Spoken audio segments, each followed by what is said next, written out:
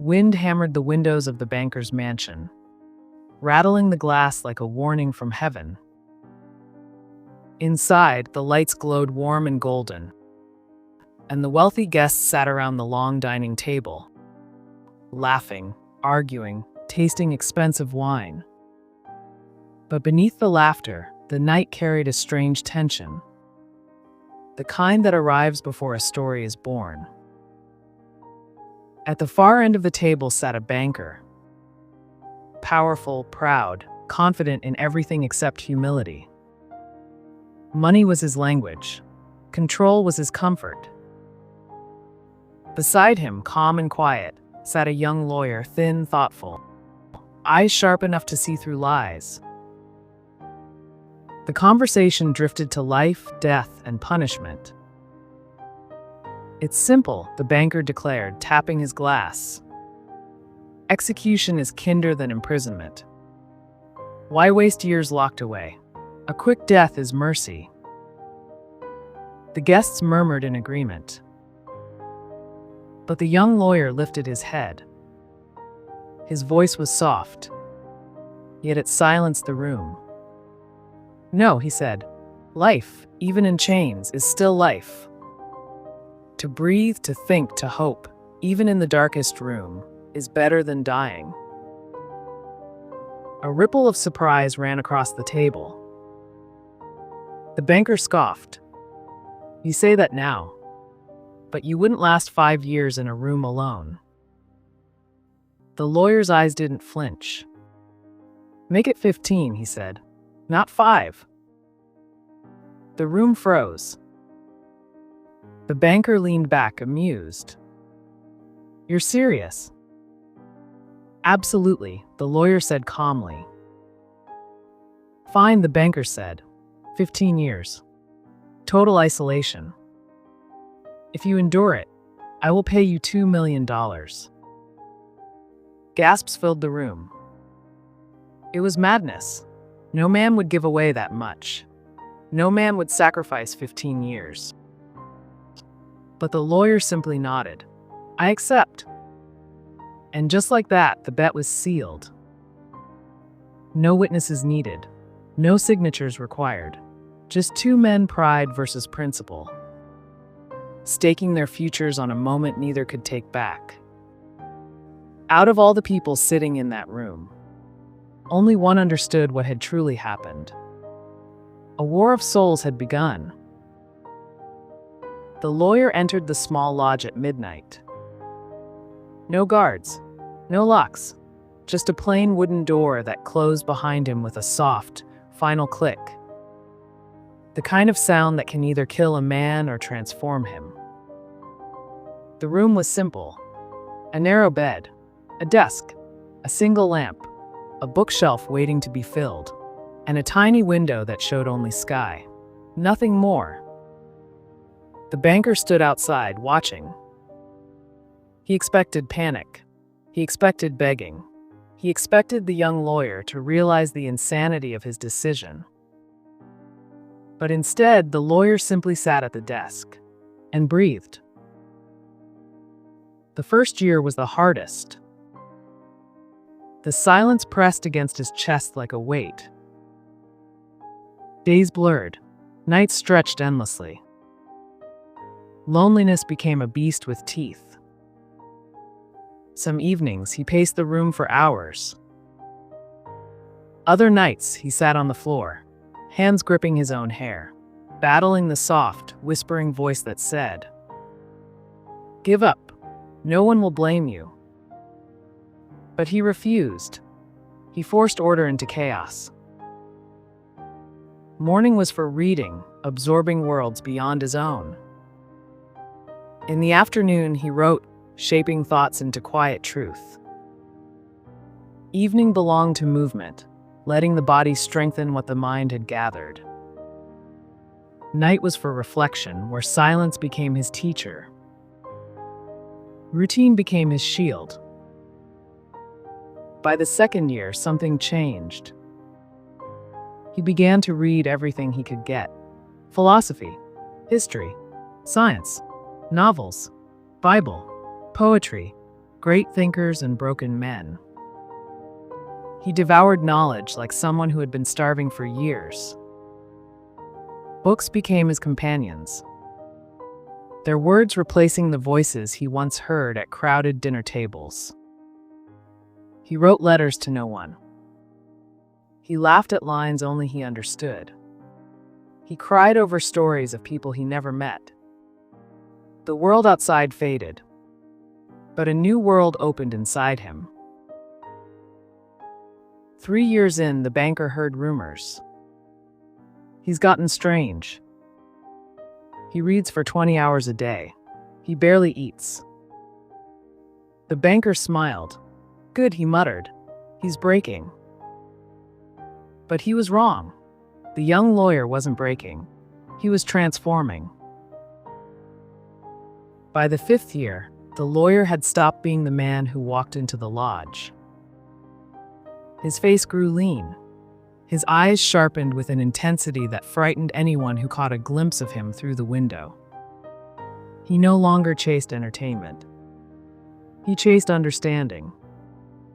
He read philosophy until his hands trembled.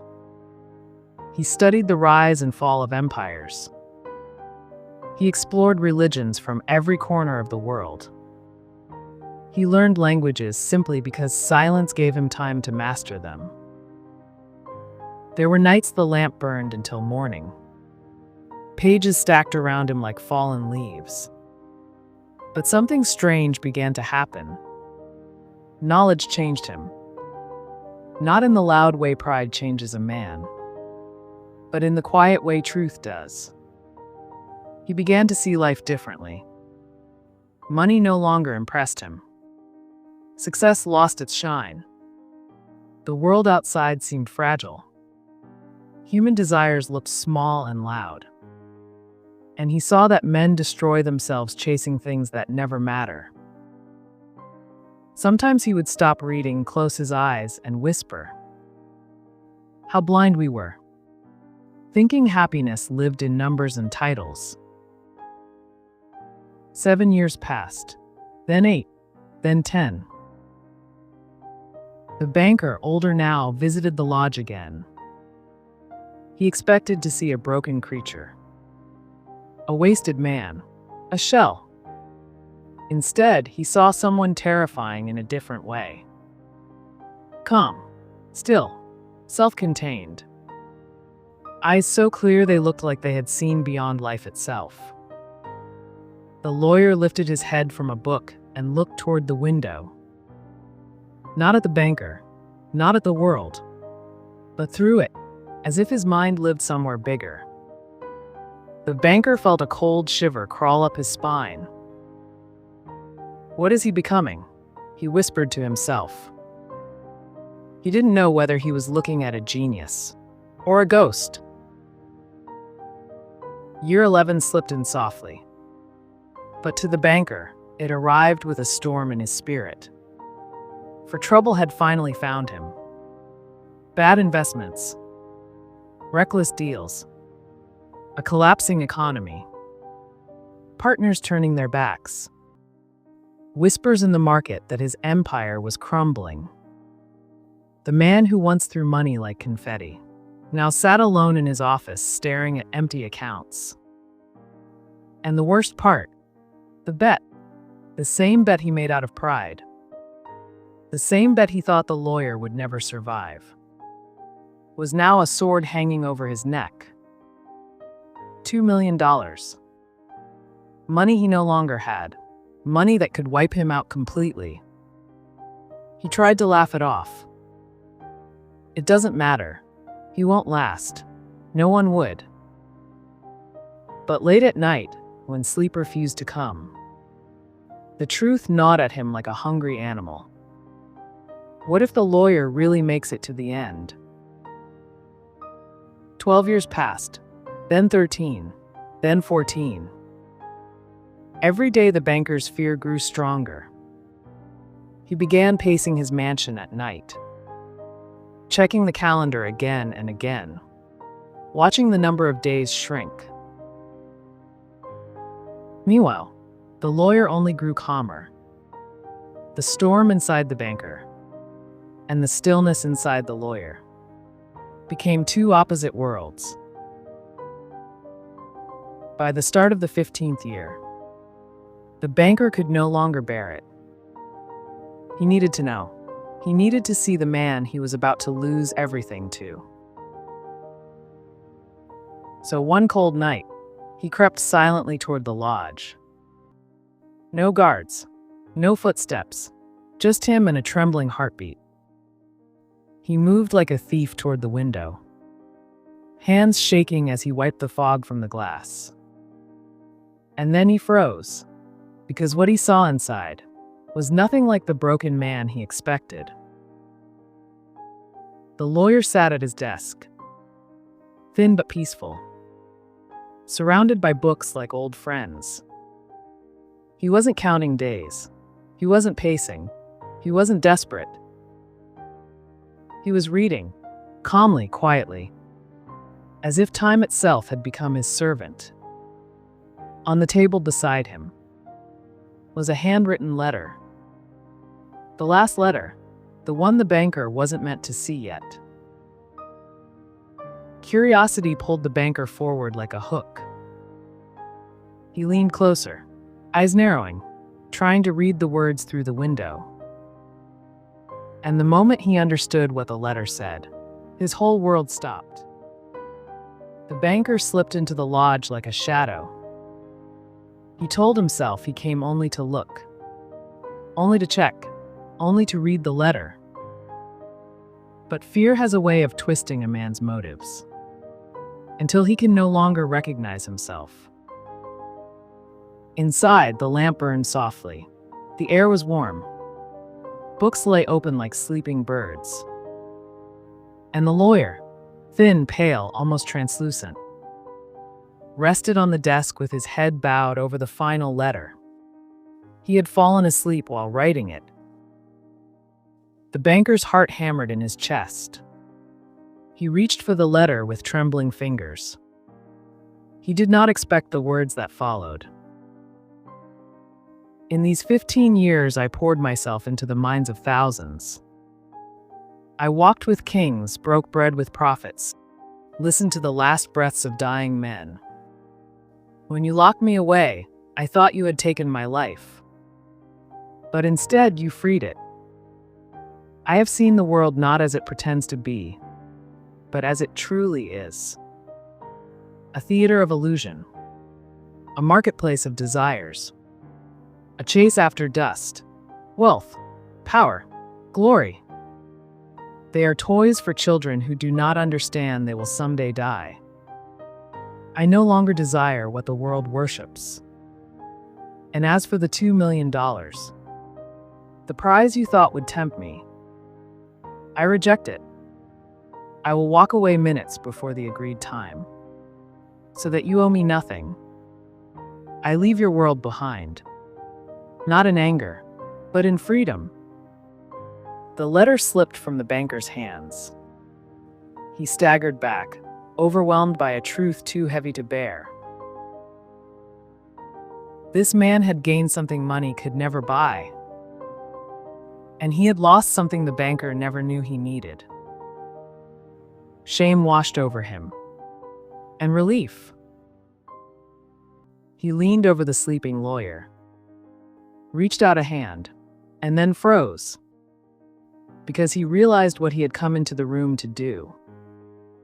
There, hidden in his coat pocket, was the weapon. Small, cold, deadly. He had come to end the bet in the darkest way possible. He had come as a murderer. But now he couldn't even breathe under the weight of his own guilt. A tear slipped down his cheek. "Forgive me," he whispered, though he knew the lawyer couldn't hear him. He kissed the letter gently, as if it were a confession written to save them both, placed it back on the desk, and slipped out of the room before dawn could reveal the truth on his face. Morning crept in softly like a shy visitor. Sunlight pushed its way through the single window of the lodge, brushing across the books, the dust, the quiet, and the empty bed. The lawyer was gone. He hadn't taken anything. Not the clothes, not the books, not even the letter he wrote. He left only a faint indent on the pillow, and the echo of footsteps that had walked away hours before freedom was officially his. He had kept his word. He left 5 minutes before the 15 years ended. Not a minute late, not a minute early, 5 minutes. A calm, deliberate rejection of the world he once belonged to. The banker arrived moments later. He burst into the lodge breathless, expecting a confrontation, a demand of victory. Something. But all he found was stillness. The letter sat on the desk, waiting like a silent judge. He picked it up again. He read it slowly this time, not with fear, not with pride, with understanding. Every sentence felt like a mirror held to his soul, revealing a man who had worshipped money so fiercely that he almost killed to protect it. A man who thought he was powerful, only to discover he was the one truly imprisoned. The banker sank into the chair, head in his hands, as the truth wrapped around him like a cold cloth. He had lost the bet long before it ended. Not the money, not the challenge. He lost something deeper. Himself.